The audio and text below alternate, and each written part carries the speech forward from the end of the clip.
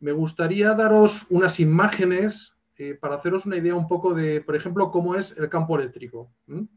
Si pudiésemos observar el campo eléctrico, fuese visible, veríamos que el campo eléctrico de un campo de baja frecuencia es algo parecido a esto. Tenemos una fuente, aquí dentro de una bola de plasma tenemos una fuente de emisión, y esa fuente de emisión genera una serie de rayos, de líneas, de ese campo eléctrico. Cuando nosotros colocamos nuestra mano sobre la bola de plasma, lo que hacemos es ponerle a esa bola un contacto con una masa, que sería nuestro cuerpo, que además es un buen conductor eléctrico. Entonces, este campo eléctrico va a intentar dispersarse, va a intentar equilibrarse y va a llevar esa carga eléctrica directamente hacia esa gran masa. Si además estuviésemos descalzos, si estuviésemos en contacto con el suelo, pues casi todos estos rayos se concentrarían en uno solo y circularían hacia la mano, y de la mano al cuerpo, y por el cuerpo a la tierra. Aquí podemos ver un poco una imagen de cómo sería un campo eléctrico cuando estamos inmersos en él. Ahora bien, si vemos un campo magnético, la parte magnética del campo de baja frecuencia parece un animal completamente distinto, se comporta de otra manera. Aquí, por ejemplo, tenemos una bobina por la que está circulando una corriente eléctrica, y aquí tenemos una lámina de cristal perforada donde se han puesto limaduras de hierro, y estamos viendo que se conforma una serie de líneas de fuerza, de campo magnético, que si lo pudiésemos ver en 3 dimensiones estaríamos viendo algo parecido a un donut, a un toro. Os muestro también este GIF animado de pues de unos investigadores rusos que lo que están haciendo es hacer circular un imán, una serie de imanes, a través de una placa que mantiene un fluido ferromagnético y permite ver, cuando movemos los imanes, las líneas de fuerza de un campo magnético. Bien, estos son imanes, son campos estáticos, pero al moverlos veríamos cómo es realmente un campo magnético. ¿Veis? Las líneas de fuerza que se provocan son muy estables, como veríamos aquí, atraviesan el cuerpo, atraviesan la materia sin ningún problema en estas frecuencias, se superponen a la materia y tienen una geometría que no tiene nada que ver con el campo eléctrico. Para poder medir los campos eléctricos y magnéticos de baja frecuencia necesitamos instrumentos de medida. Vamos a encontrar diferentes tipos de instrumentos de medida para este tipo de campos. Existen algunos aparatos que solamente miden campo eléctrico. Existen aparatos, por ejemplo, este de aquí es un equipo que puede medir campo magnético, solo campo magnético. Tiene capacidad de medir en los 3 ejes del espacio, porque los campos magnéticos es un acontecimiento tridimensional, o sea, se expresa en las 3 dimensiones del espacio, y este tiene una sonda capaz de medir de esa manera. Aquí tenemos un aparato que es capaz de medir en campo eléctrico y campo magnético. Aquí vemos la E de eléctrico y aquí la M de campo magnético. Su electrónica permite simplemente con un cambio en un conmutador decidir qué vamos a medir, y tiene la posibilidad además de tener una conexión a toma de tierra para equilibrar cargas y tener una mejor precisión de medición. Aquí tenemos, pero bueno, voy a otra cosa. Igual que este puede medir en 3 ejes, este solamente puede medir en un eje del espacio. Luego veremos cómo nos ayuda el poder medir en un eje o en 3 ejes del espacio. Este otro es un aparato más complejo, es el que yo tengo, es el equipo con el que yo trabajo, es un NFA 1000 de Gigahertz. Tiene la capacidad de medir campo eléctrico, de medir campo magnético, puede medir en 3 ejes, tiene la posibilidad de la conexión de toma de tierra para tener mayor precisión y mejores resultados en la medición. Además, tiene la posibilidad también de una tarjeta de memoria que me va a permitir hacer mediciones al mismo tiempo de campo eléctrico y campo magnético. No lo voy a poder ver en la gráfica, en el display, pero sí lo voy a poder ver posteriormente en una gráfica que puedo descargar en el ordenador.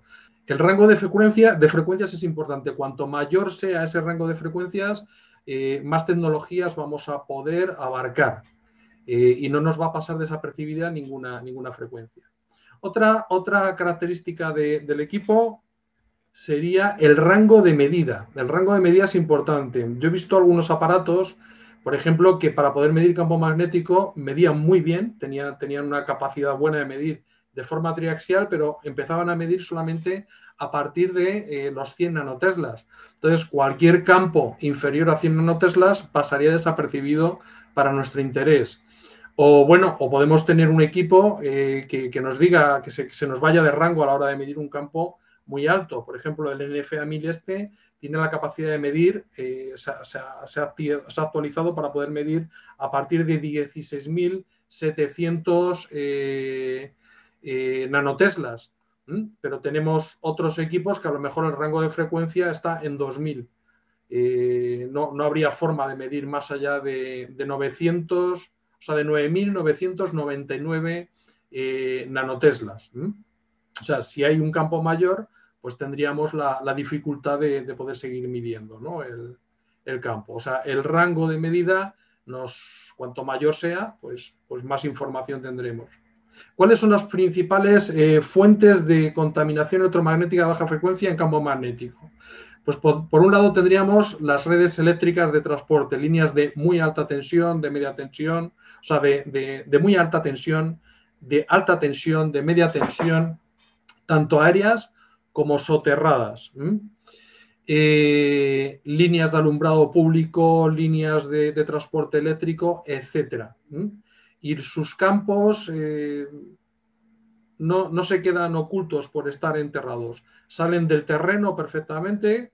Tanto las líneas aéreas como las líneas soterradas tienen un campo de acción y ese campo de acción, tanto de una línea soterrada como una línea aérea, van a atravesar cualquier materia que podamos encontrar en el ambiente. Es importante lo que tenemos al otro lado de las paredes, porque si al otro lado de la pared de un dormitorio donde tenemos dispuesta una cama, podemos encontrar pues diferentes factores. Imaginaos que al otro lado, por ejemplo, está la cocina. La cocina es una fuente de campos electromagnéticos importantes. Los motores y los transformadores del frigorífico, que cada vez generan menos campos, eso hay que decirlo, porque la alta eficiencia energética de un frigorífico pues evita que se encienda tantas veces como los antiguos frigoríficos y entonces los campos van a ser igual de fuertes, pero durante menos tiempo. Van a actuar, el frigorífico se va a encender muy pocas veces. Aquí no me voy a entretener mucho porque son tablas en las que vemos los niveles que recomendamos nosotros en base a ciertos criterios científicos.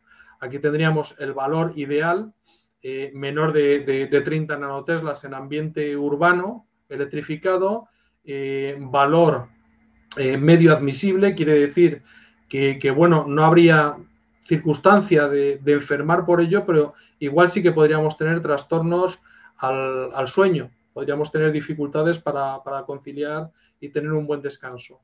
Y aquí tendríamos unos valores límites que serían a partir de los cuales ya traspasamos la barandilla de seguridad. Estos de aquí son los valores que marca el Real Decreto 1066 del 2001, que es la normativa por la que nos regimos en el Estado español. Hay una diferencia entre 500.000 nanoteslas para exposición laboral o 150 como requeriríamos aquí, o 100.000 nanoteslas para exposición general, o sea, para el público que está viviendo en su casa, contra los 100 nanoteslas que aquí estamos indicando. Vamos a medir campos eléctricos. Para medir campos eléctricos necesitamos un equipo de medición y tenemos dos formas de medir. Podemos tener un equipo que disponga de cable con conexión a toma de tierra para poder hacer una medición con referencia a tierra. De esta manera, los campos eléctricos del ambiente no van a pasar a través nuestro y se van a ir a tierra, sino que las mediciones van a estar equilibradas, vamos a tener más precisión con el equipo, porque tiene esa posibilidad, y podemos hacerlo con el equipo en la mano. Ahora bien, puede ocurrir también lo siguiente, que el equipo a lo mejor no tenga esa posibilidad, que no podamos medir con un cable para equilibrar la medición de toma de tierra, o puede ocurrir que en la casa sea tan antigua como esta de aquí y no tengamos circuito de toma de tierra.